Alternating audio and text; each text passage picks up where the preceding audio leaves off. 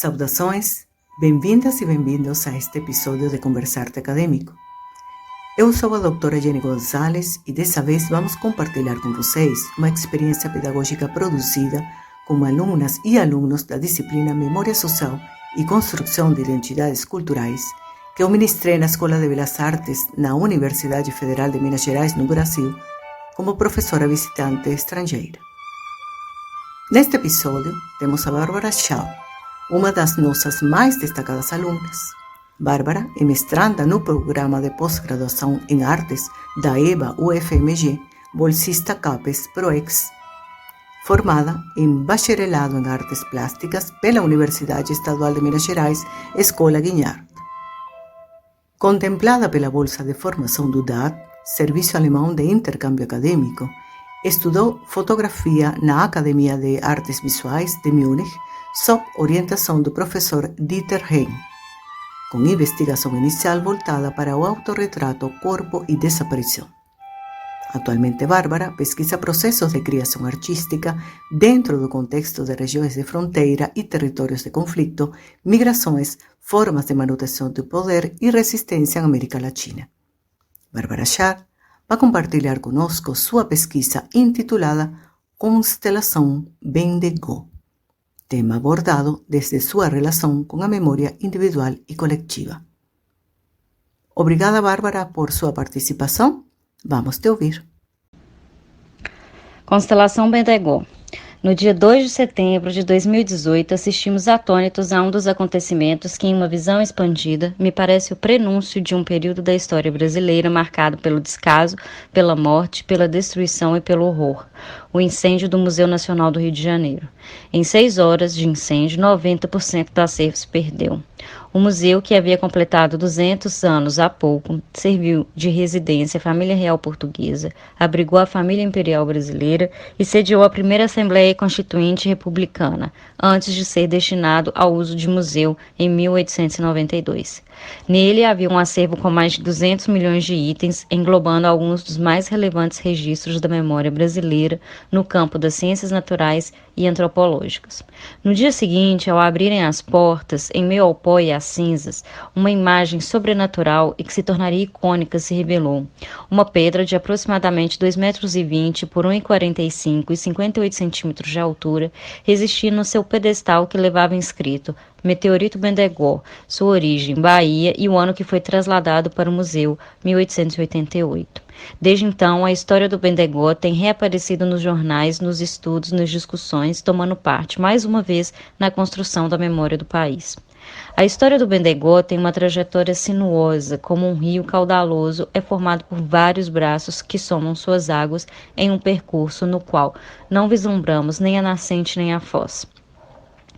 Digo isso porque antes de cair no sertão da Bahia, região da atual cidade de Monte Santo, em 1784, essa pedra de quase 5 toneladas percorria sua trajetória no infinito, no cosmos, onde a temporalidade e a materialidade dos seres são regidos por princípios que nós humanos não controlamos nem definimos. E, ao que tudo indica, sobreviverá à nossa era antropocêntrica, às suas destruições e malogros. Bendegot, afinal, é um ser extraterrestre. Cuitá, a pedra Bendegot. Abre aspas. Ela caiu encostada bem no rio, a cabeça virada para o rio. Eram duas. Uma é essa que foi. Tinha ouro, mas era pouco. O mais era bronze, metal e ciência. Fecha aspas, Albertina Canário. Em 1888, foi apresentado um relatório ao Ministério da Agricultura e Comércio e Obras Públicas, onde constava que o meteorito Bendegot tinha sido encontrado por Joaquim da Mota Botelho, em 1784. Joaquim, um jovem de 14 anos, campeava gado no sertão nordestino e, ao encontrar a pedra, acreditou ter encontrado um tesouro de valor extraordinário e que era feito de ouro e prata. Logo avisou seu pai que, entendendo esse ser um bem da coroa, escreveu às autoridades. Foi no reinado do Rio de Janeiro, informando que no lugar prenominado Bendegot tem uma pedra antiga, que ninguém sabe em que ano foi que ela caiu, fecha aspas, Ioiô Siqueira. Uma pedra que os índios brasileiros chamavam Quiltá, ou Quilá, ou talvez Cuitá, e que os brancos batizaram de meteorito Bendegot. Cuitá significa pedaço de ferro caído no céu. Na primeira tentativa de transportar o Bendegot, as dificuldades foram extremas e logo após o início do trajeto, o carretão que levava a pedra perdeu a direção, suas rodas se incendiaram e a pedra terminou dentro das águas. Vendo a impossibilidade de tal empreitada, a pedra foi abandonada e por lá permaneceu por mais de 100 anos. Em 1883, novamente a pedra entra nas discussões e interesses da coroa. Começam então as movimentações para o traslado do meteorito ao Museu Nacional, assim como as várias discussões e publicações na imprensa carioca da época.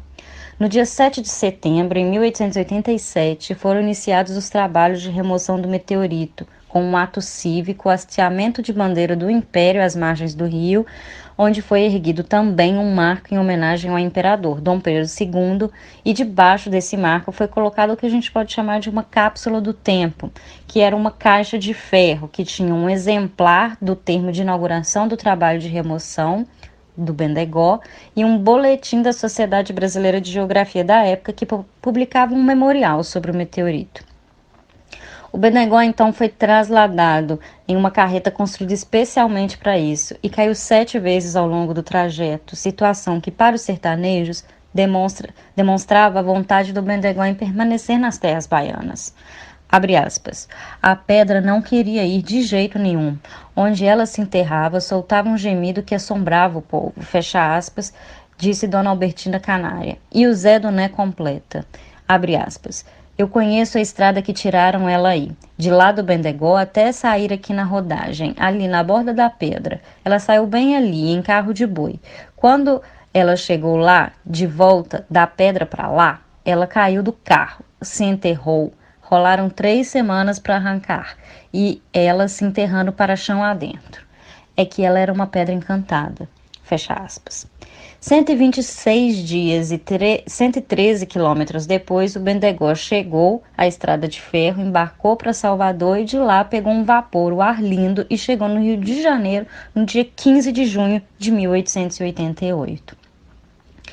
Com a proclamação da República, o edifício onde a família real morava foi entregue ao Museu Nacional e todo o acervo do museu foi trasladado para esse prédio. O Bendegó foi então colocado no hall de entrada do edifício, como um anfitrião, que recebia todos que chegavam. Abre aspas. O meteorito do Bendegó para o sertanejo é muito importante, tanto pelo lado científico quanto pelo lado místico, porque muitos têm o meteorito como uma pedra que desceu do céu para proteger o sertanejo, influenciar nas chuvas, nas secas, e todo mundo reclama a volta desse meteorito. Fecha aspas, Dedega. A pedra Bendegó foi trasladada da Bahia para o Rio de Janeiro com base nas argumentações pautadas pela ciência e pelo progresso. Mas o Bendegó é um ser sagrado, que veio do céu. Nos relatos ele grita, ele tem agência, ele acolhe os moradores do sertão, que em dias de calor proporciona frescor. Ele trinca e ecoa como um sino, e ele dá aos que passam por ele a benesse da longevidade. Abre aspas. Minha mãe morreu com 106, minha irmã mais velha com 107. E essa velha, chamada Filipa, morava lá encostada na pedra. Morreu com 115, disse Dona Albertina.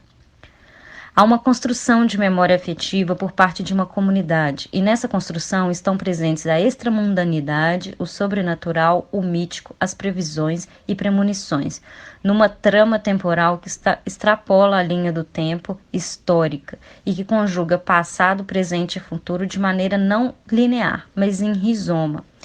O Bendegó veio do infinito, onde nosso tempo não existe, e é prenúncio de um futuro por vir, o da fartura, o da longevidade.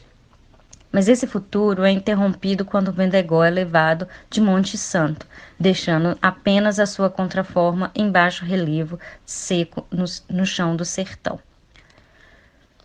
Após a retirada do meteorito do seu local de origem na Terra, foi construído um monumento em homenagem a Dom Pedro II. Para além da violência simbólica que é retirar um ser sagrado de uma comunidade e, em seu lugar, construir um obelisco, que é estética, ética e politicamente ligado a um governo europeu colonizador ocidental, que não reconhece os colonizados como sujeitos, que é fonte de violência e opressão dessa mesma comunidade, precisamos também pensar nos limites entre os locais e símbolos de memória de uma comunidade e o do Estado, entre uma pedra e um monumento. entre o sobrenatural e o científico, entre a memória e a história. São muitos os polos envolvidos e me parece que metodologicamente pautar uma reflexão a partir de um pensamento binário e dicotômico é reduzir as possibilidades de subjetivação e enunciação. Me concentrarei nas questões sobre memória, testemunho e território e de como elas se entrelaçam a partir de um pensamento não centrado no racionalismo antropocêntrico. O Bendegó pode ser visto como um objeto dentro de um regime epistemológico acadêmico, cientificista e que se pretende universal, que constrói por dicotomias, humano, não humano, natureza e cultura. Mas também pode ser reconhecido como um sujeito ativo, que tem agência, que responde às interpelações que sofre, que tem memória e testemunha, que circunscreve um território a partir de sua materialidade. Pensar um sujeito é pensar nas suas relações, e parto de um entendimento ético-político de que um sujeito se constrói a partir das relações e nas relações. Me oriento por uma leitura fenomenológica e pós-estruturalista do corpo, que é a materialização do sujeito, de que o corpo é uma ideia histórica e também um conjunto de possibilidades continuamente realizáveis. Como Judith Butler, por exemplo, nos coloca duas questões. A aparição de um corpo, sua materialidade, não é definida nem pré-determinada por nenhum ser ou essência interior. Ou seja, o corpo não é definido como algo pré-discursivo. E 2, sua expressão concreta no mundo, ou seja, sua performatividade, assume e torna específico um conjunto de possibilidades históricas. A partir desse processo, é possível entender um corpo como uma materialidade que assume significado na ação, e não é meramente uma matéria, mas uma materialização contínua e incessante de possibilidades. Como matéria discursiva em resistência à substância metafísica, é algo que se faz na ação e que não é pré-determinado por algo que é fora do sujeito. Está sempre em disputa e se faz entre sujeição e resistência, sempre de modo diferente. Um corpo é sempre historicizado. Para além de um corpo não humano, o Bendegó carrega em si uma conjuração do extramundano e do sobrenatural. É interessante pensar a dimensão ético-política do sobrenatural, não só como uma dimensão de um corpo, um evento, mas como uma tática de resistência frente a um ponto de vista hegemônico. O território circunscrito em torno do Bendegó promoveu e ainda promove o estabelecimento de diversas fronteiras. Em certa medida, o sertão e a ciência são sobrenaturais uns aos olhos do outro. No entanto, cabe aqui dizer que nesse encontro, nessa relação onde ocorre ou não o reconhecimento do outro como sujeito, o sertão e o Bendegó sofreram a captura do avanço e do progresso. São diversos os marcos e agentes de memórias envolvidos em torno do Bendegó. Temos os sertanejos, os cientistas, o Bendegó, o Monumento a Dom Pedro II, o Museu Nacional. Nesse encruzamento entre as memórias orais e os relatos escritos pelos cientistas da época e os relatos feitos pelas autoridades estatais, uma colcha de retalhos é costurada e se torna cama para essa pedra que ora é mágica, ora é prova científica. Na confluência entre tempo, espaço, homem e pedra, o Bendegó se estabelecem múltiplas relações entre memória e história. Essas duas instâncias se interpenetram ao longo da trajetória do meteorito na Terra e, ao mesmo tempo, são um campo basilar na disputa narrativa e de pertencimento, referentes ao Bendegó pelos distintos agentes envolvidos. As construções narrativas dos sertanejos, baseadas em memórias passadas de pai para filho, não são apenas um depósito de dados e informações relativas àquela comunidade e ao Bendegó. São parte de uma instância maior, a criativa, caracterizada por formas de produção simbólica, que institui identidades e permanência do grupo. A memória institui um território, um espaço vivo, político, simbólico, que se forma de maneira dinâmica e contínua entre a lembrança e o esquecimento, e que refaz os sujeitos a todo instante. No campo memorial do sertanejo, o Bendegó não é um objeto estático, algo para ser contemplado, mas é instituído de vida, é considerado sujeito e se faz e refaz a cada narrativa, agencia e é agenciado em relações interlocutórias pautadas pelo simbólico. Além das memórias individuais, há uma memória coletiva da comunidade que entende o território local como um lugar de memória, o lugar que o Bendegó escolheu para ficar.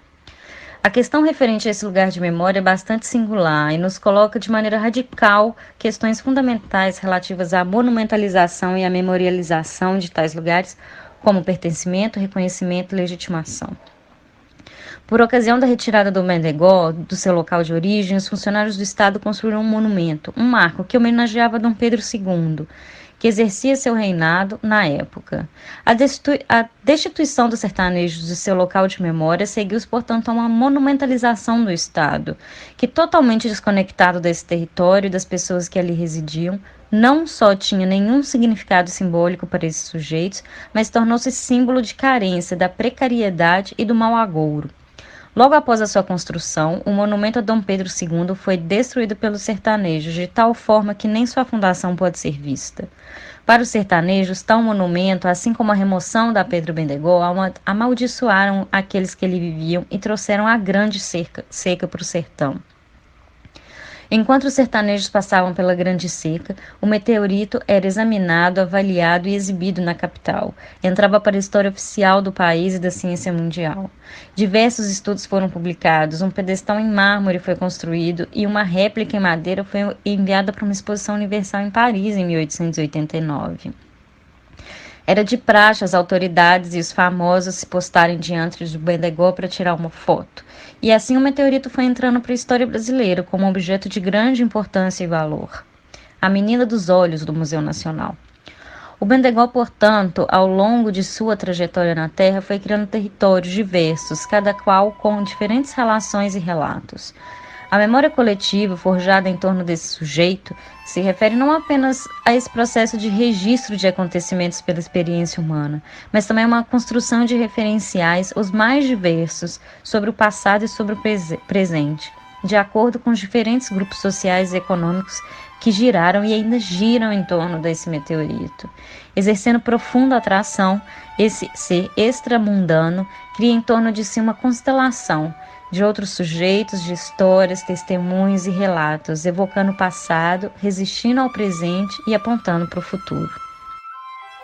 Depois desta interessantíssima palestra da Bárbara Schall, convidamos a pesquisar, analisar e refletir sobre nossos patrimônios culturais como herança que deve ser conservada, protegida, para assim também salvaguardar nossas memórias.